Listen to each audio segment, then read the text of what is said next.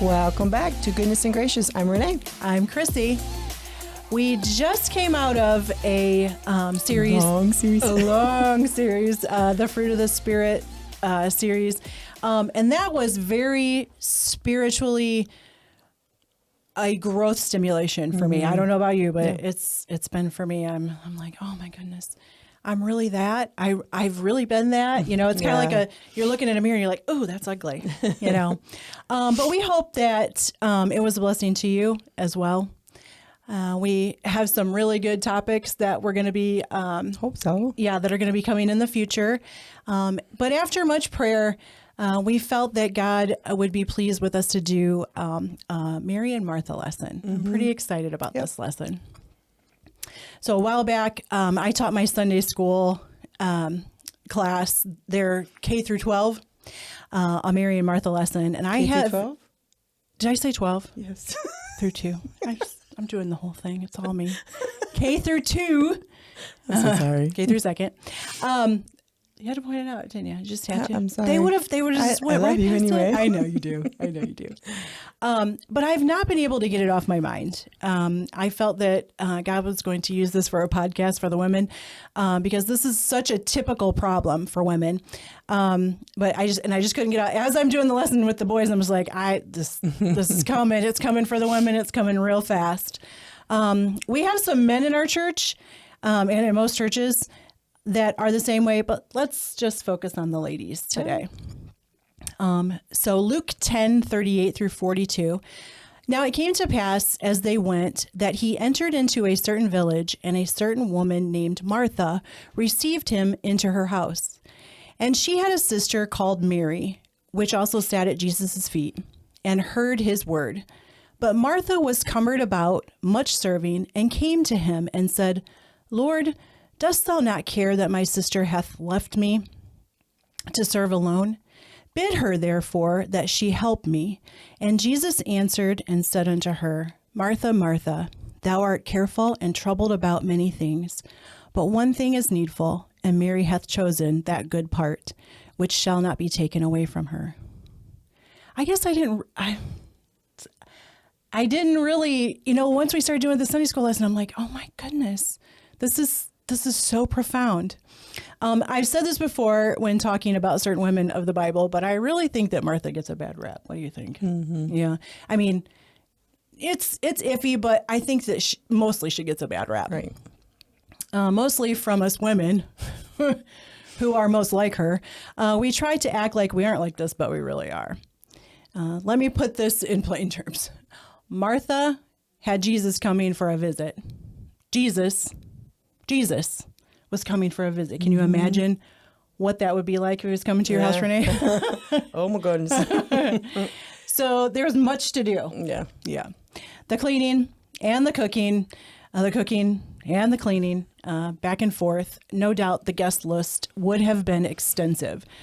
So that meant that there was going to have to be a great deal of meal prep and planning, I mean, we think about what we do for just our small get-togethers. Right. Think about Jesus is coming and who's all going to want to come to your house to see him, who's going to be there, and what's going to have to be, prepped is pretty serious stuff. So not only that, but the content of the meal they were going to eat must be special. I'm sure that Martha. No bologna sandwich. Well, you don't know. Maybe Jesus liked bologna. Yeah, I would have to say maybe that. fried. Yeah, fried bologna With cheese. Well, put some cottage cheese on I there. don't know. You just ruined it. Mayonnaise and mustard. Mayonnaise. I think Jesus likes mustard. So We'll ask him. Okay, we'll ask him when we get there. Yeah, I'm going to ask him first, though. Okay, you can have that. That's fine. I know he likes mayonnaise. So. Mix with ketchup first. Never mind. No. Come on. So I'm sure that Martha was no different than us, and even Mary, for that matter. We take a gander at how many, and who is going to be coming, and we plan what we're going to cook based off that. Try to get your RSVPs in there. Get your RSVPs in. You can't see it? And once again, you're pointing it out. But I kind of envision Tom, he's like, this is who's coming. Well, what am I going to cook? The possibilities are endless. I do not believe that there is anything wrong with caring about what you're going to cook or who you are cooking it for. I think that those are perfectly good things. Colossians 3:23 says, "And whatsoever ye do, do it heartily, as to the Lord and not unto men." I try to take that into consideration. When we talk about, it doesn't matter. We can get to a place where we're like, well, I'm not doing this. It's not part of my church work, so I don't have to do it that great, or it's not that important, but it really, really is. It doesn't matter where you're at. Do it heartily as you're doing it unto the Lord and not unto men, because people are going to see that. Right. Everything we do should be a reflection of what it would look like if we were doing it for or to him, I think. Josh has said that in Sunday school a lot lately. Basically everything we do, we wash dishes, we think on him. We do this, we do think on him. So if we do that, I mean, our life would be so much easier, and we would want to make sure we do it. Like if you're coming to my house, I want to make sure I do everything tip top as if Jesus was coming. Right. You know what I'm saying? Yeah. You're not Jesus, but I'm just using it for example. I know, I'm well aware. Anyway, let's go on. Okay. So no doubt Martha and Mary were pulling out all their best recipes from the recipe box. I can imagine they're going through, okay, we can make this. No, that's not going to be good enough. You can't just have bread and water. No, yeah, just can't. Maybe they even inquired about what some of their guests like, their favorites, like Jesus' favorite. Maybe they had talked to people. One of my favorites is steak. Yeah. Yeah. Mm-hmm. Yep. Is that a hint for me to cook you a steak? Anytime I'm ready. Okay. Anytime. Okay. I wonder if Jesus would like steak. I don't know. So the best china, the best stemware, the best napkins. I'm sure all of these were pulled out, and for good reason, okay? Because Jesus was coming. But the amount that but the moment that Jesus came into the house, Mary forgot all of that. She went and she did what? She sat at the feet of Jesus. She sat at his feet. Sat at the feet of Jesus. Yeah. I mean, that just blows my mind. When Jesus came to their house, she was not afraid to invite him in. She didn't care that the house may have not been tidy and clean, and she just wanted to sit down and talk with Jesus.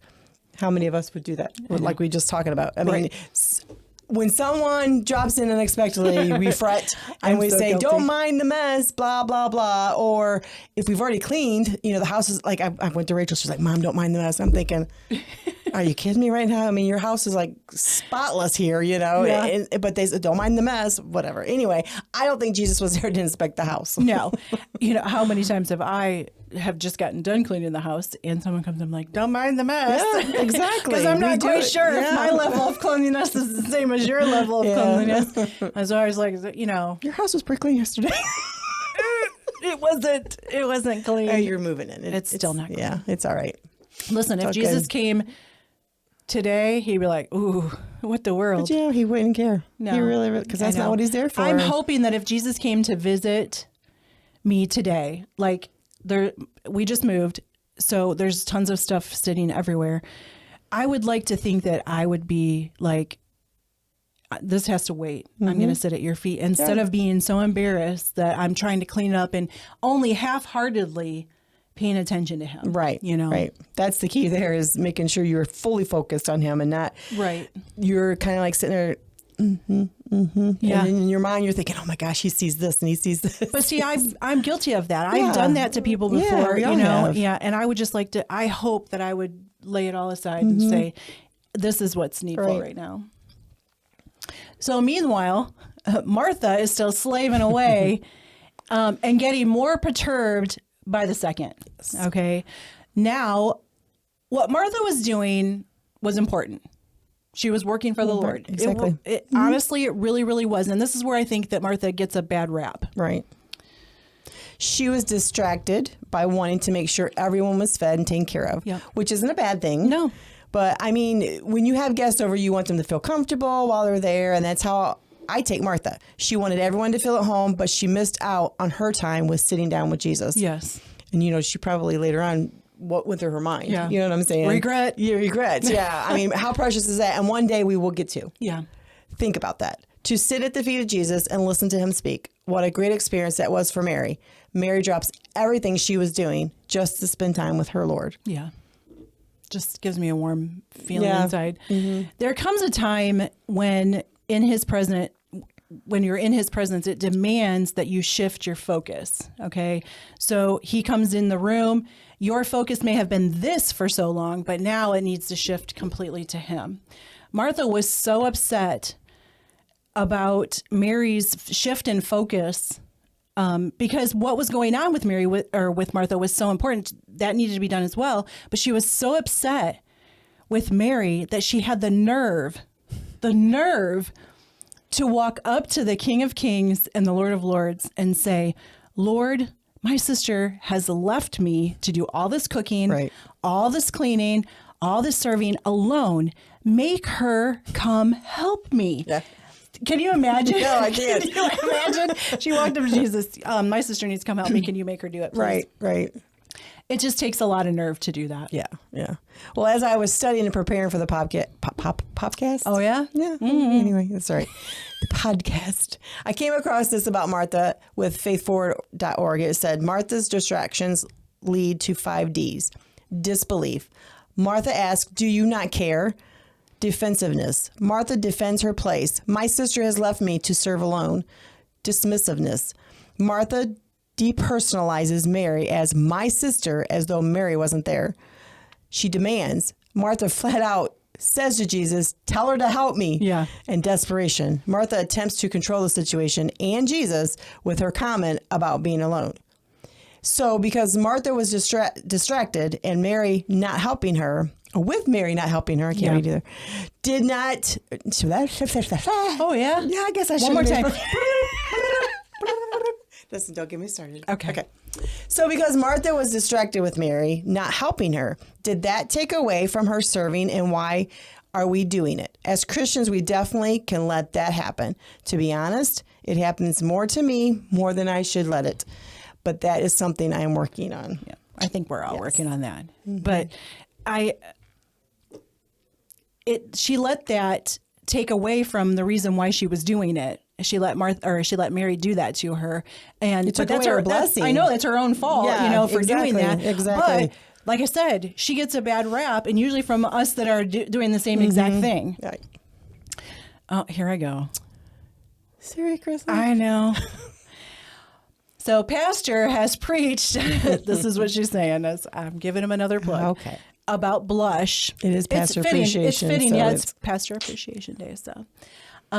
So he has preached about blush and how there really is none anymore. And I firmly agree with that. How embarrassing to think you are so justified in what you're doing and what you feel others should be doing that you are willing to take it to the master of the universe, and the master, this isn't He-Man, maker of the universe,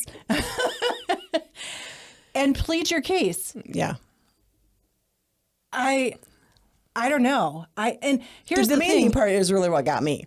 Yeah. Her just being demanding with Yeah. Jesus. I mean, it just. Yeah. She had no blush. Yeah. What she was doing was important, no doubt, because it really Of course. was. It had to be done. Exactly. Preparing for her guests, being hospitable, making sure the needs of others were being met, all are very commendable things. Very, very commendable. What is not commendable is doing those things and expecting that others should be doing them as well and demanding God to tell them to do so. Listen, that was all over my toes when I was like, this is, God, you're speaking to me and stepping on my toes at the same time. It's like, step on those toes and now you're going to listen to what I'm saying. So first of all, what is expected of you by God is yours, not someone else's. If you are going to murmur, you probably shouldn't be doing it in the first place. Nope. Rest assured, God will find someone that is elated to do it. He will. He will find someone that's absolutely elated to do what He's called you to do. A willing vessel. Yeah. Vessel. Huh? A vessel. Yes, a willing vessel. I really didn't know what language you were speaking there, but you clarified, so I was really happy about that. It's just going to be one of those podcasts, isn't it? I was doing good until I started speaking. Yeah, I do good listening. I feel it. Then I open my mouth and look what happened. I feel it in my soul. I really do. Anyway, don't get me started on the laughing part. Oh, gosh. So he's going to find someone that's elated to do what you are just murmuring about. Second, you don't know what God expects of others. So you have no clue. If you're working and doing something very important and someone else is not helping, you don't know how much time that person has spent at the feet of Jesus that day. Right. And if they have done what they were Maybe supposed they're just to sitting do. there praying for you to get through it. Yeah. Lord, be with Renee with those dishes over there. Yeah, exactly. Maybe that's what we should start doing. Yeah, that's true. Then we can really tell them, hey, I was praying for you. Yeah. Yep. Now, don't get me wrong. It's true. There are a lot of lazy people out there Yes. that call themselves Christians. Still, that has not a thing to do with God, with what God is asking of us. Not a thing. And that's where the disconnect was for me. I haven't been able to fully appreciate that. This writing for this podcast really helped me realize that what I'm doing really has nothing to do with what you're doing, and what you're doing really has nothing to do with what I'm doing. Who cares if you're sitting there cussing and discussing? No, I'm just kidding. I'm kidding. Okay, we're going a little bit too much. I don't really mean that. What does it matter if you're sitting there having a discussion with somebody and I am up there doing dishes? What does it really matter how I feel about that? You know what I'm saying? She doesn't really cuss. I'm saying that. It's called selfishness. Exactly. That's what it boils down to. And I am that. I am too. So. But that just wraps it up. We're done now. How are your toes feeling? Because mine are a little bit sore. So when Martha pleaded her case to the Lord, he answered her, Martha, Martha, thou art careful and troubled about many things, but one thing is needful, and Mary hath chosen that good part, which shall not be taken away from her. I think we can take a good lesson from this. Now, don't get me wrong. There are a lot of people who call themselves Christians that are careful and troubled about many things that do not pertain one bit to the calling God has on their life. They're troubled about with this and that, but it really has nothing to do with the calling that God has on their life. But there are some people that are careful and troubled about things that pertain to at least part of the calling God has on their life. And there are times when you have to stop doing some of those things in order to focus on Him. We talk about it all the time, how we get so crazy busy doing things for the Lord that we don't spend any time with Him. Right. You know, We and miss out. that's where we're at. I think that's where Martha was at and was surely going to be. If she wasn't that day, that's where she was headed. So that is what Mary was doing. She recognized the importance and had the desire to just sit at His feet, even though it meant she was leaving a load ton of work that needed to be done. So you see, there are two different people doing two different things, and they're both right. Both. We are called both to serve and to sit, but make sure we are serving with the right heart and attitude. That's the key right there. Yeah. And we can't be serving for others to be seen. We can't be serving others while complaining. And that hits me square in the face all the time. Smack dab. Unfortunately. Right there. Yeah, I think that we're all like that. I think most Christians today enjoy the sitting more than the serving. I'm just being honest. Yep. With sitting, there isn't any effort. So, while serving, there's work to be done. I lived the life of sitting for a long time. Long time. And now with sitting under the preached word and the Sunday school teachings that I've heard, I have learned to serve is much more enjoyable than just to sit, as long as our heart is right and we serve for the right reasons. Exactly. It's very rewarding. Very. I mean, believe me, there are still times I mess up and I get very aggravated. Why am I doing this by myself? Why is all you lazy people can't get your buns up and help me? But I try to get my focus off of that and onto the right things. Yeah. I'm still there. I'm still in my flesh sometimes. Well, that's all of us. Yeah. Satan likes to make us think that we're alone, and we may be at different spots on that journey. All the women in the church, if you line us all up, we're probably in different spots on that journey, but we're none of us are perfect. So we're all learning. We're all on this path of sanctification together. Right. So fact, it is not any of Martha's business what Mary is doing. It really wasn't, especially when she was spending time at the feet of Jesus. Many times we fault people because we feel they aren't doing we feel they aren't doing enough. When it really is none of our business. None of it, you know. But yet we stick our nose in the slap business. me in the face. Yeah. Another fact. God knows what needs to be done. If we do it his way, there will be plenty of time. Plenty of time for work, plenty of time to spend at his feet. There's going to be a balance there. Right. I have learned that, you know.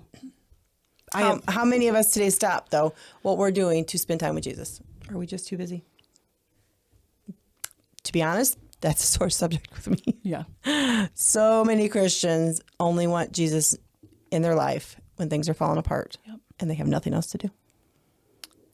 I think that's, for me, is where I used to see it as detestable, even though we're all guilty of it at some point, even on, you know, a small scale. I used to look at that and say, that's detestable to me. Now I look at it and say, that's just, I feel sorry for you. Yeah. Because it's so much better than what you're making it out to be. Right. You know? It's a personal relationship that you work on every day, throughout the whole day. Just like in a marriage or your relationship with your kids or a friend. You have to work on it every day. Yep. How would it be if you only talked or spent time with your spouse, kids, or friend when your life was falling apart or you had nothing else to do? I'd say it'd be pretty lousy. Yeah, don't I you would think? say, yeah. They're guess what? They're going to get the hint. Yeah. They're going to get the hint eventually. They're not important. No. Because you're not taking the time out for them. Yep. A relationship is something you have to work at, and your personal relationship with Jesus is no different. He wants to hear from you all the time and not just in your wants. He wants to hear you say how much you love him, how much you thank him for everything. He wants you to read his word and be able to grow closer to him. That is a great start to every morning, if you ask me. Yeah, I know. I've tried. I thought, well, maybe I could, you know, do my devotions in the evening, or maybe I could, you know, do my scripture writing in the evening. Maybe I could split it up a little bit. It's not the same. I cannot do it. I can't. It's just like, I mean, I don't know how long it's been or whatever. Every morning I do everything. I've got my routine of whatever. And or Friday night I spent the night with Rachel, and I got up Saturday morning to go down to, you know, the rodeo or whatever for CJ to compete. And I didn't read. Yeah. I didn't do my scripture writing. I didn't do my devotion. Yeah. I mean, it's like, and then when I got home, I was so tired. I didn't even do it. And I got up this morning and I said something to Gary. I'm like, that's probably like the first time in forever. I mean, it seems like that I didn't do it, and I felt so bad. Yeah. And that's the way it should be. We should feel bad that we did not. It's not that I didn't spend time with Jesus. I did, but I didn't spend the extra time that I normally do. Does that make sense? Yep, sure does. And it's like, it's like when you know you choose to eat something that's bad for you instead of something that's good for you, and how you feel. I do that all the time. I'm trying not, but same. I'm slowly learning. Slowly. When I say slowly, I mean slowly. Yeah. Okay. Maybe we got off track a little. I don't know. But I just find it fascinating that Mary just wanted to spend time with her Lord above all else, and I feel that we should too. Yes, I agree with you 100%. So there was an experiment that Jamie and I did with the boys in our Sunday school class when we did the Mary and Martha lesson. You've probably seen it before, but it's worth talking about again. So we took several rocks, several beans, and water. And we put the most important things first. The rocks. Jesus and all that pertains to him were the rocks. We put those in first. Then we put in the next most important things, and that was the beans, friends and family. And then finally, we put in the last important stuff, you know, what we would call the fun stuff, like our sports and our hobbies and work even, and video games and stuff like that. When we put them in that order, they all fit. So then next, we took the same items, same exact items, the rocks, the beans, and the same amount of water. Everything was the same. Only this time we started with the other stuff first, the water. So we put those video games in there. We put work in there. We put hobbies and sports and stuff like that in there first. Then we added the beans, and then we tried to fit Jesus in. And guess what? It didn't fit. You know, you should do that illustration here. I was going to do that illustration. I know. Really I was going to do it. I really thought about doing it. That would have been very fitting. But I'm sure everyone has seen that before, but it's whoever came Sometimes up with visuals it. kind of really I know. bring it home. I know. Whoever came up with that as a representation did a really, really good job. And I guess what I think is had Martha put Jesus first, everything else would have fallen into place. And that is exactly the way it is for us too. If we would just we think that we don't have time, like you said. Well, and sometimes it's not even time thing. Some of the time, like for you, you were out of your element. You were doing things different. You know what I'm saying? So got me all out of whack. yeah. So you were staying in a strange place. You were, not strange, but well, I know what you mean. Not at DJ home. and Rachel's house. And so you're just out of your normal routine. For me is I'll get up. Maybe I got up late, and I'm like, well, I don't have time. I could, I'll do this later. I'll throw it in my backpack and I'll do it at work on my lunch break or something like that. Chances are things are not going to fit in that day. And here's another thing, the Bible talks about, the story in the Bible about how he stayed the sun for the battle. The sun stayed, and gave them enough time to win this battle. And that's how I feel that God works in my life sometimes. If I give him the time, Lord, I'm running late. Lord, you know what I need. I'm going to give this time. This time is important to me. I want to spend this time with you. And I know that you're going to leave time. And this is what I say. Just give me time to get the things done that are important to you. Right. And he, you know what? He does. Yeah. He does. And I feel like Martha gets a bad rap, but we went to that living outdoor drama thing.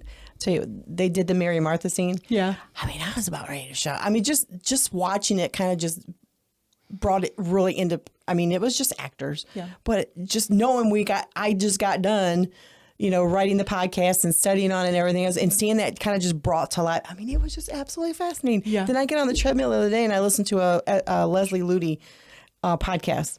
And she brings up Mary and Martha and goes, I'm like, God, you are so good to me. Yeah. I mean, it was just so awesome to hear and to see. And it's just fascinating how he works. But that way. I think sometimes even like the story of Noah, and even like the story of Jericho and story of David and Goliath, all of these stories, Mary and Martha fall into that category where we kind of like cartoonize. Cartoon diet? No. I said it right. It doesn't matter. Okay. We kind of do that to this story as well. We do it to all these stories, but I think that just takes away from it for us. I think if we would just accept it for what it is, this is a lesson and it's a good lesson. Right. And sometimes I think that we, cartoonize it or whatever, because it's easier for us to brush on the rung and not have to deal with the fact that we are those people. Right. You know what I'm saying? But it really laid heavy on my heart. It's such a simple, even with the illustration, such a simple illustration. But if we put him first in everything that we do, there will be plenty of time for everything else. And when I say that, I don't mean that all this stuff over here that you want to do, that you're going to have time for it. But if you put him first, he's going to. Do you think there'd be like less stress? Does that make sense? Like the other day, I was like, I didn't babysit Friday or whatever, and I knew I had this, all these things because Gary's getting ready to leave for the preacher's retreat, and I knew I had all this to do and blah, blah, blah, blah, blah. And it's like I was stressing over so much. Yeah. And it's like, is it really that important? Yeah. I mean, housework, I understand it's got to get done, everything. But if it doesn't get done, it's not like we're going to be home this weekend. Yeah, exactly. It's like I was stressing over just some minor things and stuff. And it's like, it's not worth it. No. I mean, whatever. It is what it is. But we are the Marthas come out. But I want to be a Martha and I want to be a Mary. Yeah. So like you said, it's a balancing act. Yep. You can be both. Yeah. There's a time to be a Martha and there's a time to be a Mary. Yes. And Jesus loved all three of them. Right. You know what I'm saying? Right. He loved it. It was very clear that he loved those three, their brother and Mary and Martha. But and he wasn't rude, even as blunt as Martha was. Listen, get this chick helping me because I'm sweating in here. He was like, no, she's chosen the good thing. I think a lot of us are try to be demanding with the Lord. Yeah. Like, I want this or I need this in our prayers. Yeah. Listen, I've learned a lot. He stepped all over my toes and I was stepping all over my toes as well. Yeah. But It was good. It was very, very good. Renee doesn't really cuss. I'm sorry. Thank you. I'm feeling really bad about that. Thanks for clearing that up. I appreciate that. Wait, we used to say, we had this phrase, you're sitting over there cussing and discussing about it. You know what I'm saying? Yeah. Not really meaning that you're cussing. It's just, whatever. Okay. So what's our next? I think we're going to talk about your subject that you want to talk about. Awesome. That's exciting. I think as long as you're ready for it, I'm ready for it. I'll try. Should we tell them what we're going to talk about? Go ahead. Okay. No, you go ahead. No, sure, go ahead. sure. I'll let you. Friendship. We're going to talk about friendship. That's I know. Wait a minute. That's not what I was. It could be interesting. Yeah, we're going to talk about I think friendship there's a lot there. and see what the Bible has to say We about. all need friends. Yes, The we right do. friends. There's the key. That is the key, and especially women. That's Men, what the we're gonna Bible hit talks on. about iron sharpeneth iron. But That's not just for men. I know it's not, but I think we like to push it off. That's just from no, it's No, it's not. not. We're gonna I hope we rub get each down- other. I hope and we get down to mold some and shape. nitty-gritty stuff. I hope we do too. It's probably not going to be a one It might lesson. not. It's probably going That'd to be have to all be a couple. So right. That's fine. Looking forward to it. yep. So until next Until next time. See ya.